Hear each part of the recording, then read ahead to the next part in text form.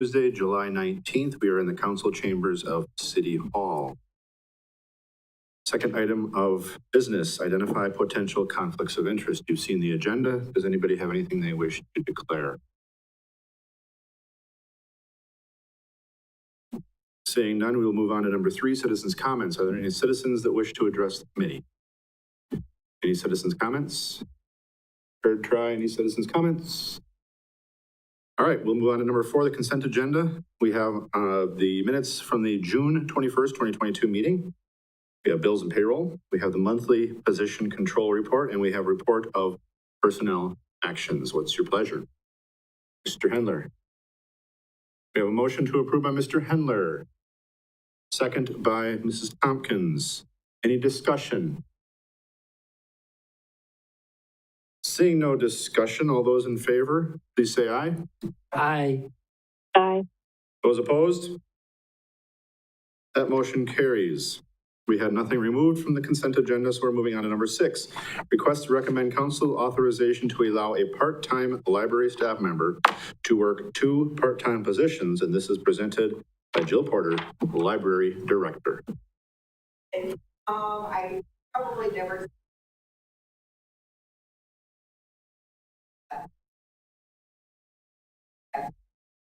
Mike? Is your microphone on? Because she's having a hard time hearing you. Can you hear me now, Rebecca? Ooh, it's really loud. Yep, good now. Okay. But I came before you at the last meeting for permission to refill the part-time custodial position. It's a 16-hour-a-week position with no benefits. In the interim, we have had another part-time staff member who works 20 hours a week as a library specialist in the Youth Services Department, fill in and do the cleaning duties. She's been working about 8 hours a week, taking care of that. And she has expressed her desire to continue on with this position in addition to her other position. She is a working mother. She has some scheduling issues, and this would give her some flexibility with that. We love her as an employee. She's one of our great long-term employees. We think she would do a great job. She has been doing a good job with the cleaning. And after speaking with our facilities coordinator, we were talking about perhaps reducing the custodian hours down to 12 hours a week. They could tweak their job responsibilities a little bit, the 2 of them have some flexibility with when they can work and get the job done. And we all overall think it's a good idea. Now, in doing so, she would continue her 20 hours per week. She would have an additional 12 hours a week, which would put her at 32 hours. Currently, she receives leave time as her only benefit, but does not receive health benefits or the retirement system. Working 32 hours, she would be entitled to those. So that would be one cost that we would incur. At the same time, we would save a little bit in wages because we would not be paying for 16 hours. We would only be paying for 12. So there would be savings for that. We do have the money in the budget this year to cover the increased costs should she choose to have the benefits. And looking at the 2023 projections, I think we will be in the same position. So with that, if there aren't any questions, I would like to seek your approval to not refill this position, expand her position to 32 hours. It's a pleasure. We have a motion by Mrs. Tompkins to approve. Mr. Hendler has his hand up for the second. Discussion.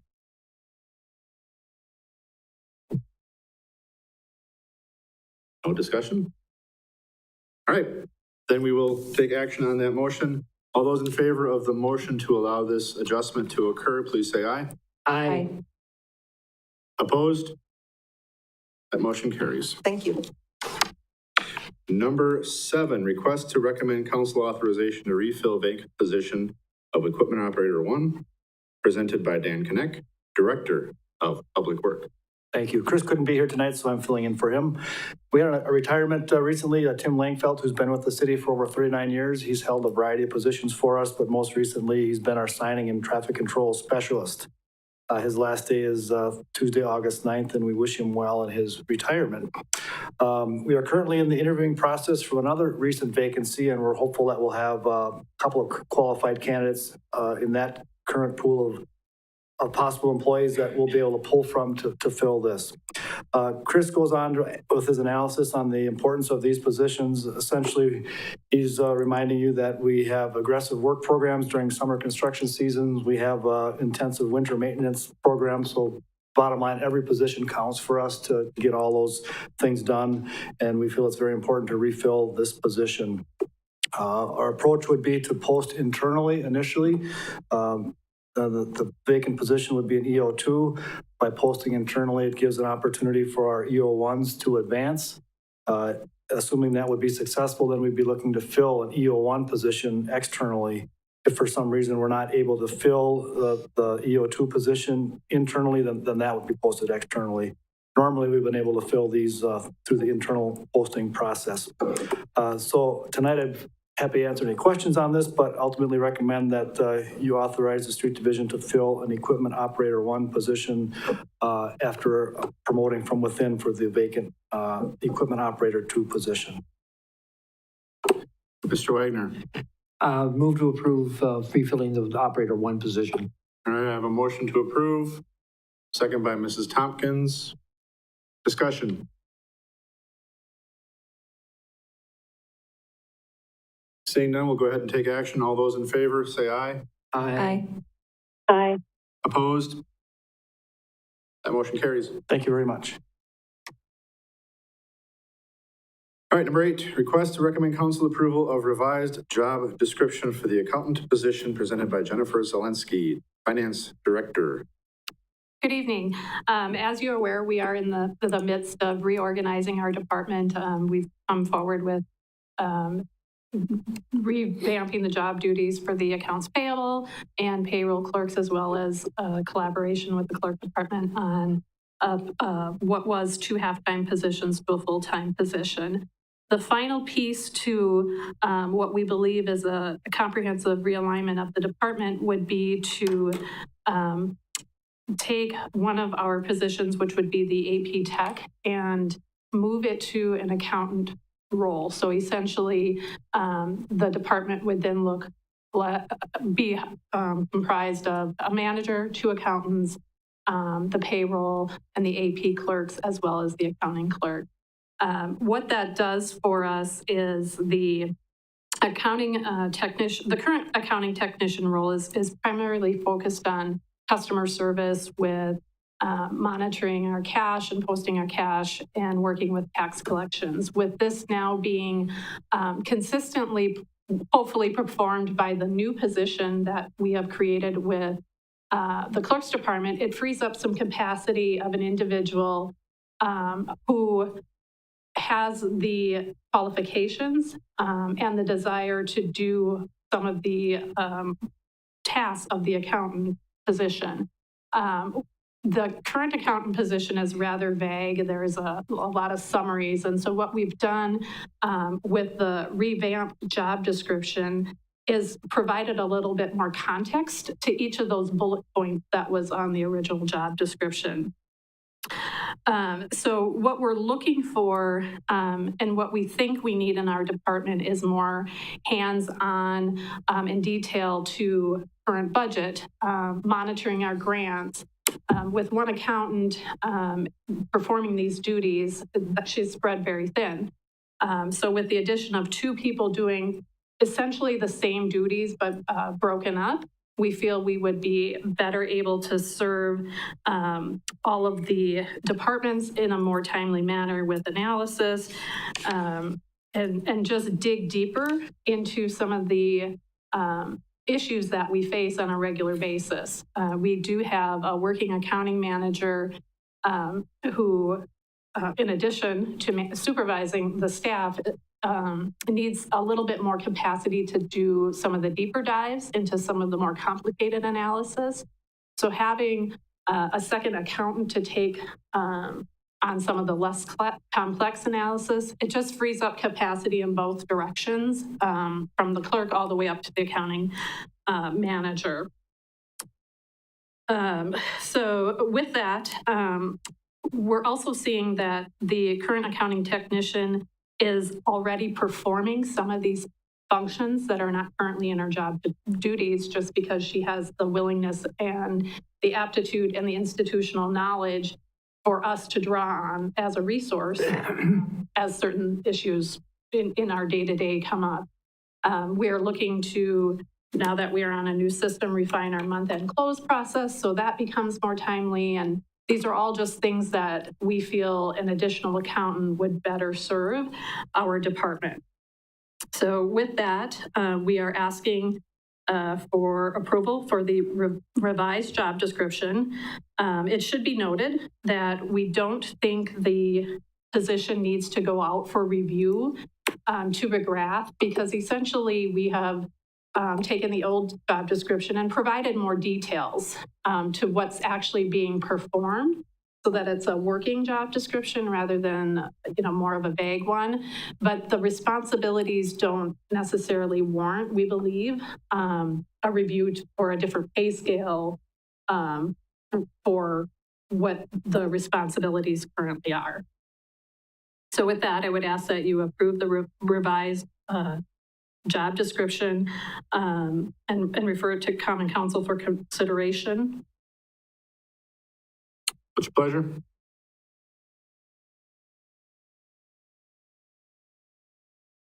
Go ahead.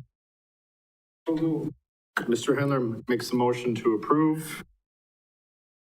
Second by Mrs. Tompkins. Any discussion? Mr. Handler. Is your microphone on? Okay, thank you. The question is, how will the pay scale be affected? Will it be affected or will it not? So the current, the accounting technician is in a pay scale of, I think it's a 124, and the accountant is in a 128. So the pay scale impact would be moving to the position from a 124 to a 128. That seems reasonable. Thank you.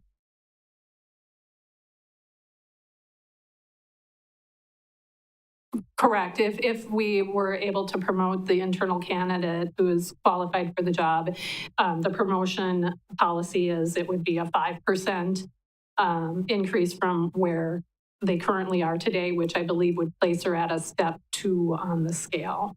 Okay, thank you. Mm-hmm. Any other discussion? Questions? Mr. Wagner? Yeah, thank you. Jennifer, you have somebody already serving in a position with the title accountant. Correct. Right? And is this job description that you're showing us, the redlined one, is that exactly identical to the other accountant's position? I mean, what's the difference between the two? It would be. So the current job description for an accountant is very vague. It's included in your packet. And what we've done with the revised job description is just add the details of, so as an example, it says provides grant support. Well, in terms of the department, what does grant support mean? We want to look for grants. We want to make sure we're requesting our reimbursements timely. We're following any procurement rules that are necessary, and that we are, in terms of filing any sort of reports that any granting agency that we currently deal with on a timely basis. And some of this activity is currently done by departments. So as we're learning more about grants, they need a little bit more support in terms of reimbursements. And we have ARPA, which will just strictly be under the reporting responsibilities of the accounting department. So that's an add. We've taken on, as an example, the taxi grant that was being handled by the administrative assistant. So it's just really digging more into the details of what we do and clarifying what we expect an accountant to do. So is there anything that the existing person with this title is going to have to do additional than they're doing right now? It'll be more clearly defined between the two accountants. So right now, by default, she is handling some of these things, but we draw upon the accounting technician to support in those efforts, or the accounting manager. So it's really a capacity issue. If we have two people who would divide all of these now kind of more detailed responsibilities, it just releases that capacity issues on the lower end and the higher end. So we're more focused as a department on what we're trying to achieve.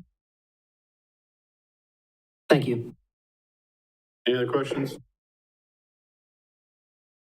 I have just one quick question. Yeah. It's my understanding then that the accounting technician position will be removed and that position would be replaced by another accountant Correct. position with the description that you're.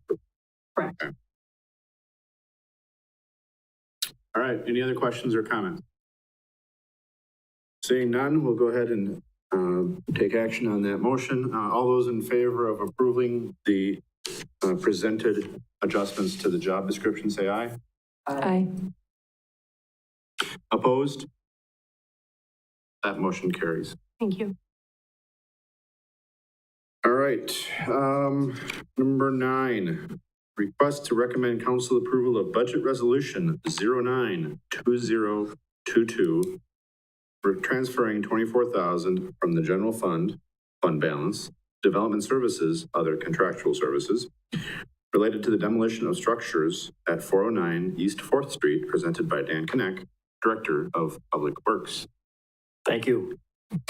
From time to time, our building inspection staff gets involved in problem properties that have not been kept up, that are beyond repair.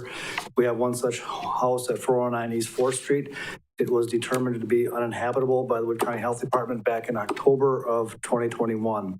The owner has received a raise order, but is unable to comply with that. In these cases, the city steps in and takes care of the raise process. The city attorney is working through the courts to get a court order for the city to complete this demolition. We expect that to be in early September. In anticipation of that, we've gone through a bidding process to secure bids for the demolition of this property, and the property owner is cooperating with this process. The low bid was received from Don Nicolai Construction in the amount of $16,755.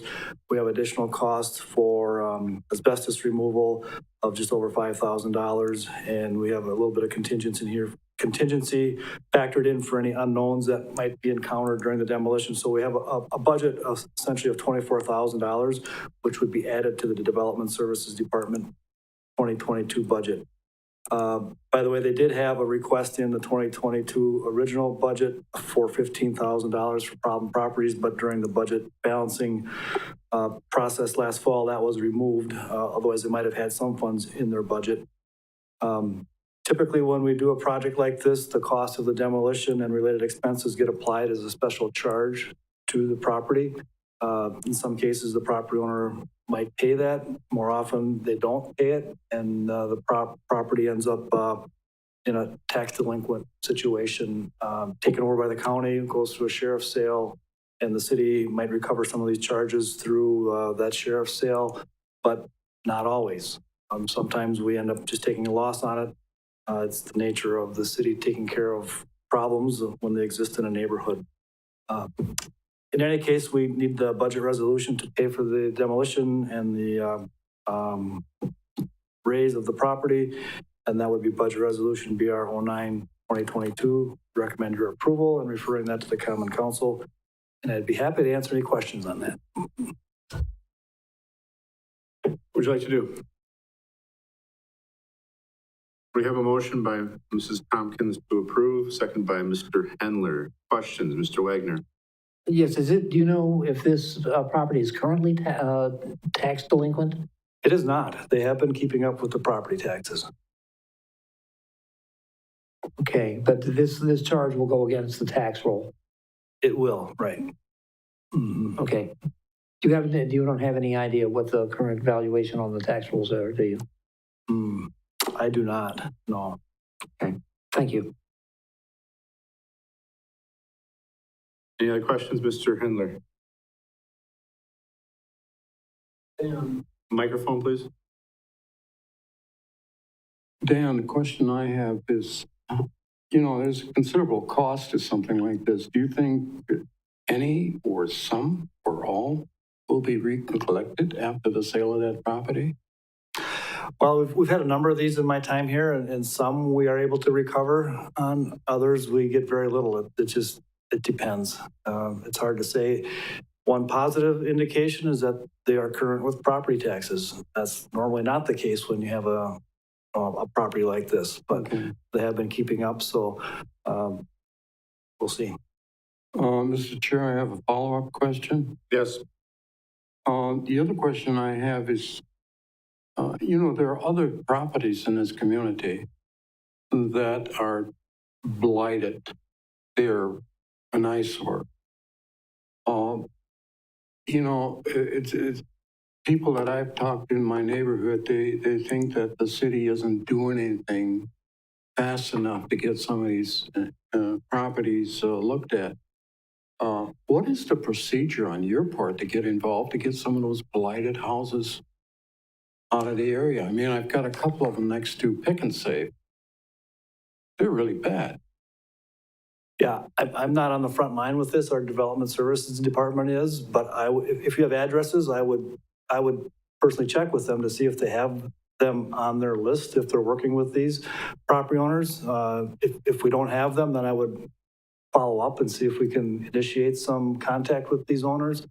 It is a long process. We try to give owners time to, get their affairs in order to be able to afford to repair these. But a lot of times it's a cost issue, and we do what we can to avoid the raising that we're doing tonight. It's kind of a last resort. So it may look like there's a long time between action on a property, but we're trying to give people every opportunity to do it themselves so the city doesn't have to come in.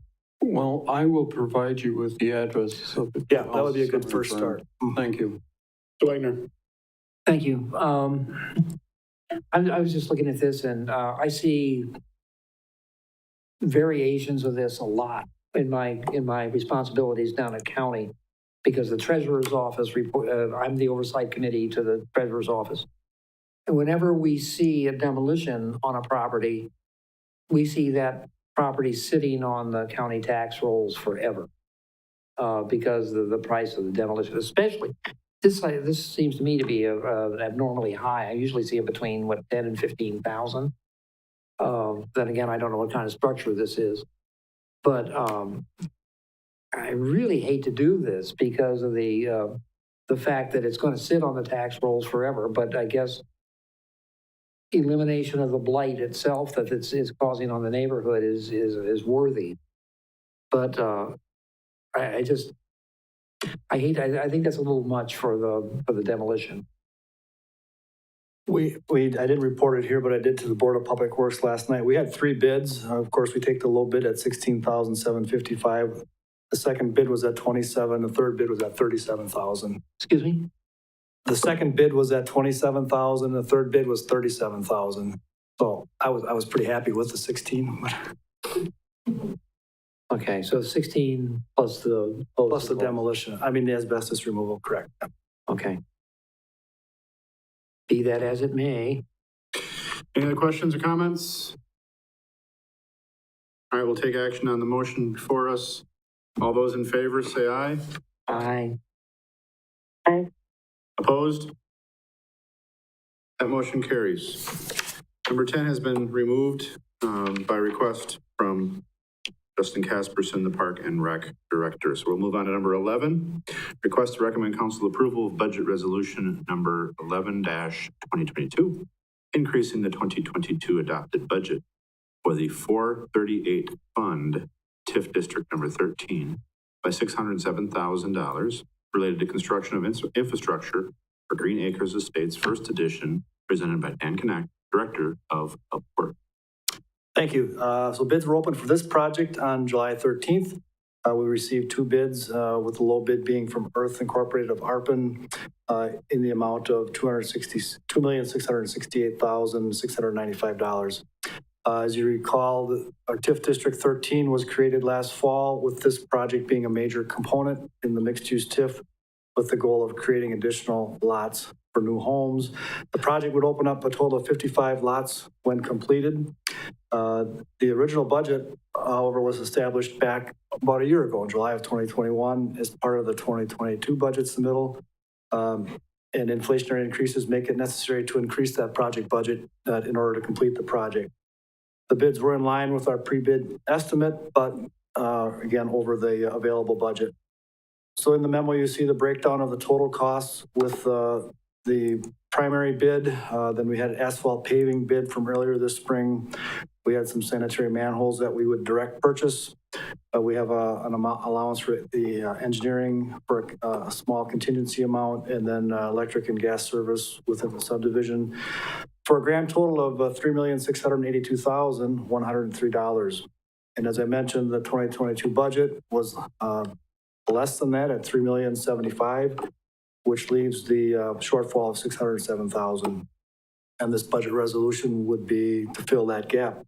Funding source would be long-term debt, same as the original budget, and that debt would be repaid by TIF proceeds generated by the development. There is a development agreement that will come before the council next week that would provide minimum assessed value guarantees and provide adequate revenue to cover these costs over the life of the TIF. The board did meet on this last night and discussed awarding the bid. They chose to postpone action on that until after the council has a chance to consider the development agreement, which won't be until next week, Tuesday at the council meeting. So tonight, rather than take action on the budget resolution itself, my recommendation would be simply to postpone action on this item until after the council has had a chance to discuss the development agreement, and then take action on both the bid of Earth Inc. and the budget resolution if that's warranted. Mr. Handler.